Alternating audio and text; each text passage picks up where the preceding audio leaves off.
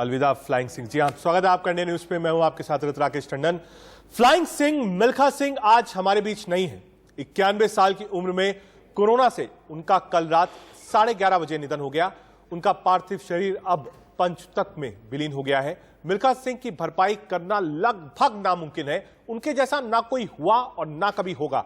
4 बार के एशियाई खेलों के स्वर्ण पदक विजेता मिल्खा सिंह ने 1998 में राष्ट्रमंडल खेलों में भी स्वर्ण हासिल किया था। उन्हें 1959 में पद्मश्री से नवाजा गया था। वो पिछले 1 महीने से कोरोना वायरस से संक्रमण से जूझ रहे थे। बीते 13 जून को उनकी 85 वर्षीय पत्नी निर्मल कौर भी मोहाली के एक निजी अस्पताल में कोरोना वायरस से अपनी लड़ाई हार गई थी। पीएम मोदी समेत देश के तमाम राजनेताओं और खेल जगत की हस्तियों ने मिल्खा सिंह को श्रद्धांजलि दी है।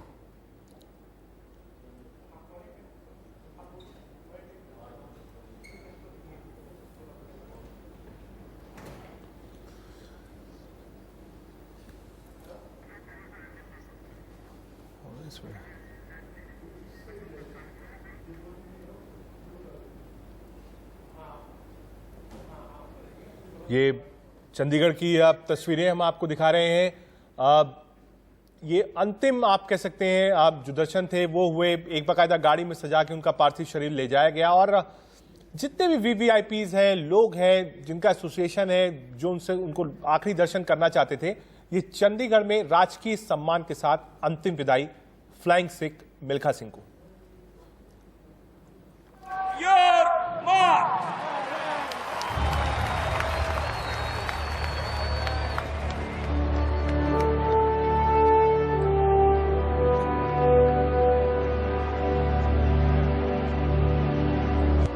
सबकी नजरें उसी रेस ट्रैक पर, कौन जीतेगा? हिंदुस्तान की उम्मीद मिल्खा सिंह।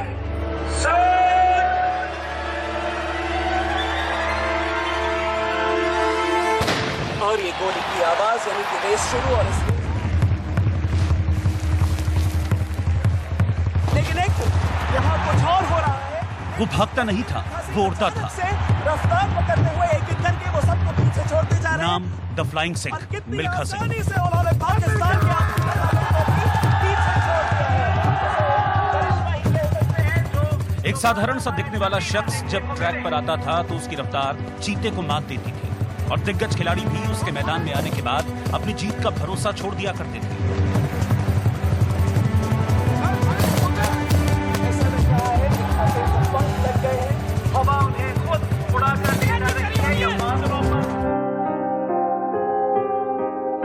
आज वो रफ्तार हमेशा के लिए थम गई। मिल्खा सिंह कोरोना से जिंदगी की जंग हार गए।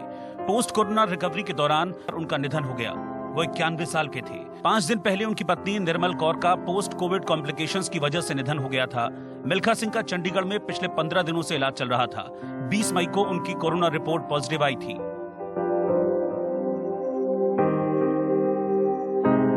मिल्खा सिंह जी भारतीय खेलों की दुनिया के एक नायाब हीरे थे, जिन्होंने खेलों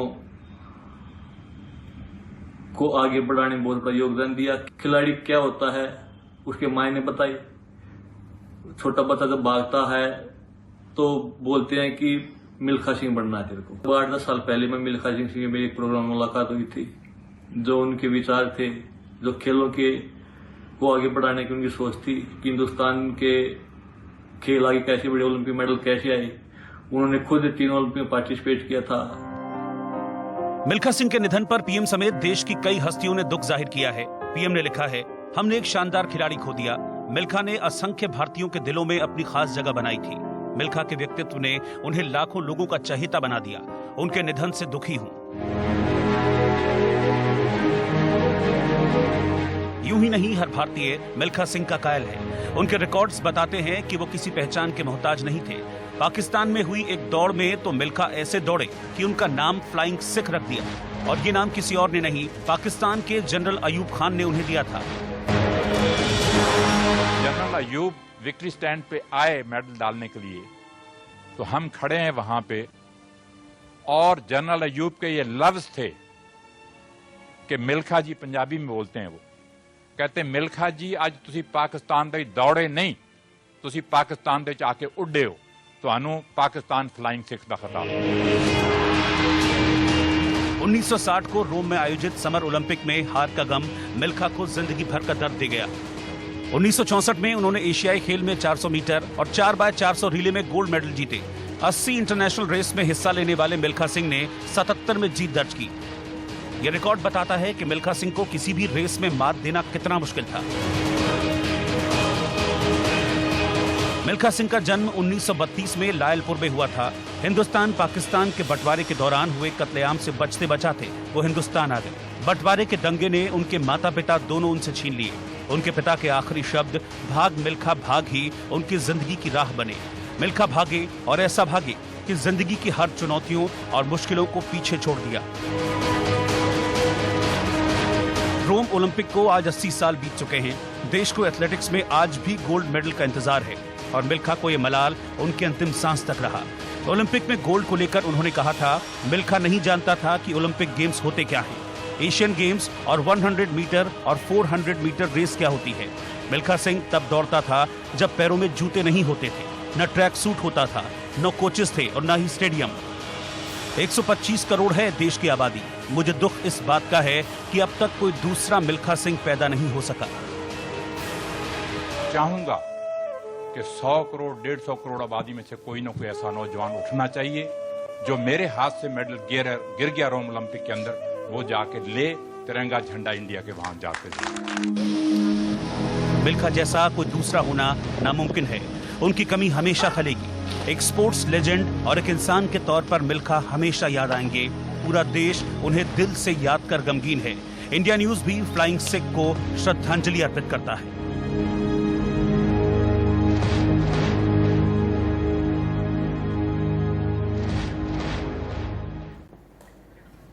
दूसरा फ्लाइंग सिख देश को नहीं मिला अब तक। जी हमारे साथ दो खास मेहमान हैं।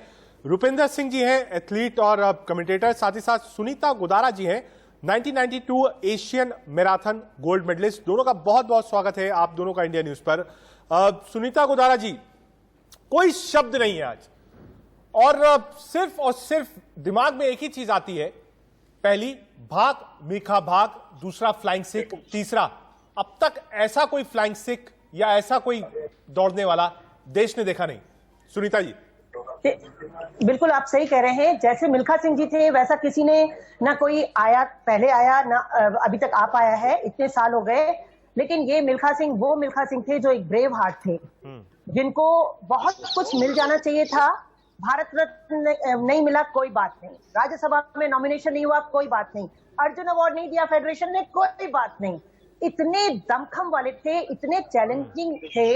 ब्रेव हार्ट क्या होता है? बहादुर, डेयरिंग, करेजियस और हमेशा फाइटर की तरह रहने वाला। और इन्होंने कभी शिकायत नहीं की, कभी भी शिकायत नहीं की। वो तो मैं और रूपी दोनों एक ही टाइम के हैं, हम दोनों हम उम्र हैं और हम जानते हैं कि 30 इयर्स मतलब कि हम 61 के हैं अभी और मिल्खा जी 91 तक इतने दमखम के साथ जिए। बहुत कुछ सरकार ने उनको पद्मश्री दिया, लेकिन पद्म विभूषण नहीं दिया, भारत रत्न नहीं दिया, खेल रत्न नहीं दिया। फिर भी उन्होंने कभी शिकायत नहीं की और हमेशा अपने यूथ को प्रमोट करते रहे, हमेशा प्रमोट करते रहे। ये उनकी सबसे बड़ी खासियत थी। मिल्खा सिंह डिटर्मिनेशन का नाम है, मिल्खा सिंह डिवोशन का नाम है, मिल्खा सिंह चैलेंजेस का नाम है, मिल्खा सिंह स्ट्रगल को पार करने का नाम है। और उन्होंने तो अपने ऑटोबायोग्राफी में भी कहा, लास्ट पेज अगर आप पढ़ें तो उन्होंने कहा है जो एक बीज हमें कैसा बनना है, एक वो बीज बनना है जो मिट्टी के अंदर धंसता है तब जाके फ्लावर बनता है। और जो लास्ट में अभी 91 और उनकी वाइफ 87 में जो ये डेथ हुई है, कोरोना ने बहुत कुछ हमसे ले लिया, बहुत कुछ ले लिया। मिल्खा सिंह जी को भी ले गए, लेकिन जो उनके साल थे 91 तक के, वो जिस दमखम के साथ वो जिए हैं ना, hats off to Milkha Singh ji. बिल्कुल हैट्स ऑफ है और इंस्पिरेशन थे।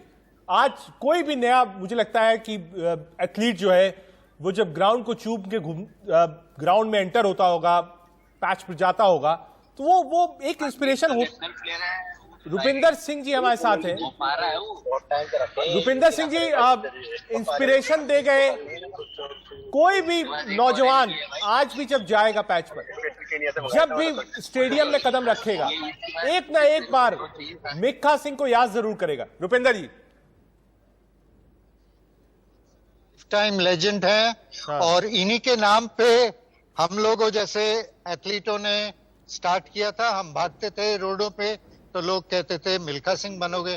कोशिश तो करते थे पर उतना महान तो नहीं बन पाए, पर स्पोर्ट्स से जुड़ने का मौका मिला।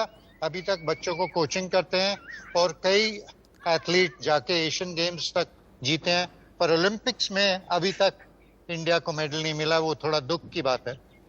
तो क्या सच्ची श्रद्धांजलि हिंदुस्तान की तरफ से तभी होगी जब गोल्ड मेडल हम लेकर आएंगे और कहेंगे हाँ मिल्खा जी आज आप बीच में नहीं है हमारे, लेकिन गोल्ड मेडल लेके आए आपके लिए? एब्सोल्युटली वही श्रद्धांजलि सच्ची होगी अगर इंडियन एथलीट्स जागें, इसका रिस्पेक्ट देने को समझें कि once in a lifetime legend जो 50s में जस्ट आफ्टर पार्टीशन इतनी जल्दी विथ लेस फैसिलिटीज इतना परफॉर्मेंस दे पाए कि लोगों को 40 साल लग गए उनके मार्क में आने के लिए, और वो भी एक आध लड़का। तो बाय दिस टाइम मतलब अगर हम प्रोग्रेस करना दिखाते तो डेफिनेटली एक ना एक ओलंपिक मेडल एथलेटिक्स में पेश होना चाहिए था। ठीक है सुनीता जी, अब एक क्योंकि जनरेशन गैप भी हुआ, मिल्खा सिंह गोल्ड लेकर आए सब कुछ था, लेकिन एक जनरेशन गैप हुआ। आधी आबादी और जो यंग जनरेशन थी, जब भाग मिल्खा भाग फिल्म आई पर्दों पर, तो जो नए बच्चे थे, जो नए जनरेशन थे, उस पिक्चर से उन्होंने अपने आप को एसोसिएट किया और इमेजिन किया कि मिल्खा क्या थे देश के लिए। सुनीता जी, यही तो है आयरनी हमारे देश की। लेकिन चलो उस डायरेक्टर का और उस हीरो का तहे दिल से धन्यवाद जिसने इतना बखूबी रोल किया और इतनी बखूबी पिक्चर बनाई कि मिल्खा सिंह को दोबारा जिंदा किया लोगों की याद में, लोगों के दिलों में। ये एक बहुत अच्छा काम हुआ था कि मिल्खा भाग मूवी बनी। लेकिन इसके पहले भी लोग जान जाते अगर उनके साथ में वो सब कुछ हुआ होता जो हमारे कुछ चुनिंदा खिलाड़ियों को जो सब कुछ मिल जाता है और उन्हें नहीं मिला, तो सब उनको वैसे भी जानते। लेकिन चलो कोई बात नहीं, इस मूवी की वजह से वो सुपर हीरो बन गए और लोगों को एक एक जने को पता चल गया कि उन्होंने कितने दमखम के साथ वर्ल्ड रिकॉर्ड बनाया। जो उन्होंने गलती की वो सब खिलाड़ी को बताते थे कि देखो भाई पीछे कभी नहीं देखना, पीछे देखने से कुछ छूट जाएगा। तो ये हमेशा वो बताते थे, क्योंकि हमारे स्पोर्ट्स में कहते हैं लर्निंग इज, जो भी फेलियर होता है उससे हम लर्न करते हैं। तो वो सबको ये बताते थे। और सबसे अच्छी बात मुझे मिल्खा सिंह जी की लगती थी, जब भी हम मिलते थे ना और उनकी स्पीच सुनते थे, वो हमेशा थर्ड पर्सन में बात करते थे, क्योंकि इतना बड़ा सितारा थे, इतने बड़े लीजेंड थे कि उनको ये नहीं बोलने की जरूरत पड़ती थी कि मैंने ये किया। वो हमेशा कहते थे मिल्खा ने ये किया, मिल्खा ने ये किया, और ये चीज बहुत अच्छी लगती थी।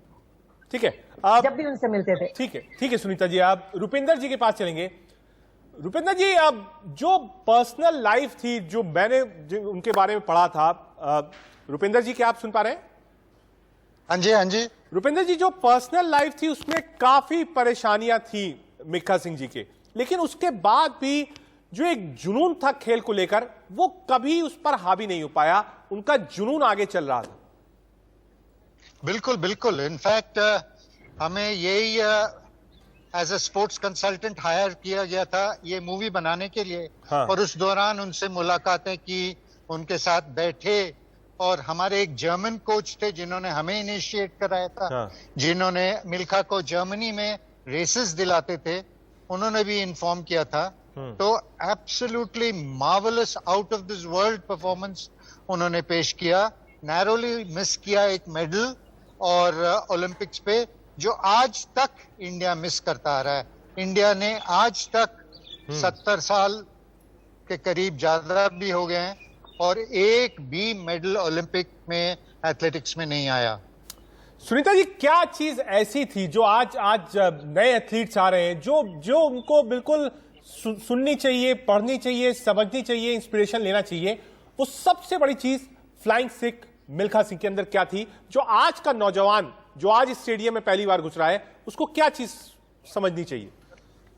4 Ds को याद रखें। डिटर्मिनेशन, डिवोशन, डिजायर, ड्रीम और डिजर्व करना। डिजर्व कब करेंगे? जब वो हार्ड वर्क करेंगे। मिल्खा सिंह जी हमेशा कहते थे हार्ड वर्क बहुत जरूरी है, स्मार्टली करें लेकिन हार्ड वर्क करें। कंफर्ट जोन से बाहर निकल के ही आप सफलता पाते हैं। तो कंफर्ट जोन से बाहर निकलेंगे, ट्रेनिंग करेंगे, उस तरह की क्वालिटी ट्रेनिंग करनी पड़ेगी, तब जाकर मेडल्स मिलेंगे, जो मिल्खा जी इतने साल पहले कर गए। ठीक है, हमारे साथ मनोज जोशी जी भी है। बहुत लंबे समय से मनोज जोशी जी आप स्पोर्ट्स को देख रहे हैं, स्पोर्ट्स एडिटर हैं ITV डिजिटल के। मनोज जी, कोई ऐसा वाकया, आपकी आखिरी मुलाकात या आपका आखिरी इंटरव्यू जो आपको याद हो मिल्खा सिंह जी के साथ? इंडिया का एक कार्यक्रम चल रहा था, ये चंडीगढ़ की बात है, और हम बतौर जर्नलिस्ट, एक टूर्नामेंट होता है JK बोस क्रिकेट टूर्नामेंट, मैं मुंबई की तरफ से था, मैं उन दिनों एक प्रिंट मीडिया में था, तो वहाँ चंडीगढ़ में उस पार्टी में उन्होंने दिखा दिया कि वो कितने जिंदा दिल आदमी हैं, और उन्होंने खूब डांस किया था हम लोगों के साथ, तकरीबन 11:30-12 बजे तक वो नाचते रहे। मुझे एक अलग तरह की मिल्खा सिंह से उनसे मेरा ये परिचय हुआ था, और अक्सर वो 2 पंक्तियां बहुत सुनाया करते थे, हाथ की लकीरों से जिंदगी नहीं बनती, हाथ की लकीरों से जिंदगी नहीं बनती, अज़म हमारा भी हिस्सा है जिंदगी बनाने में। उनका कहना था कि अगर आप खुद करेंगे, कुछ काम करेंगे, कुछ एफर्ट्स करेंगे, समर्पण भावना दिखाएंगे, उससे आपकी जिंदगी बनेगी। ये जो किस्मत विस्मत, इन सब पे बातों पे उनका कोई यकीन नहीं था, और उन्होंने मरते दम तक एक बात जरूर कही थी कुछ दिन पहले एक इंटरव्यू में, जिसमें उन्होंने कहा था कि उनकी दिली इच्छा है, आखिरी ख्वाहिश है उनकी, कि वो तिरंगा लहराते हुए ओलंपिक में देखना चाहते हैं किसी नौजवान को, कोई नौजवान आगे आए, ओलंपिक में मेडल जीते। लेकिन 80 में से 77 रेसें जीतने वाले इस एथलीट की ये इच्छा पूरी नहीं हो पाई। ठीक है मनोज जी, आप हमारे साथ थे, सुनीता गुदारा जी हमारे साथ थी, और रुपेंद्र सिंह जी थे। आप तीनों का बहुत बहुत शुक्रिया। उम्मीद यही है हम सच्ची श्रद्धांजलि तभी दे पाएंगे जब गोल्ड मेडल लेकर आएंगे। एक छोटा सा ब्रेक, लेकिन ब्रेक पर जाने से पहले एक नजर इस वक्त की सुर्खियों पर।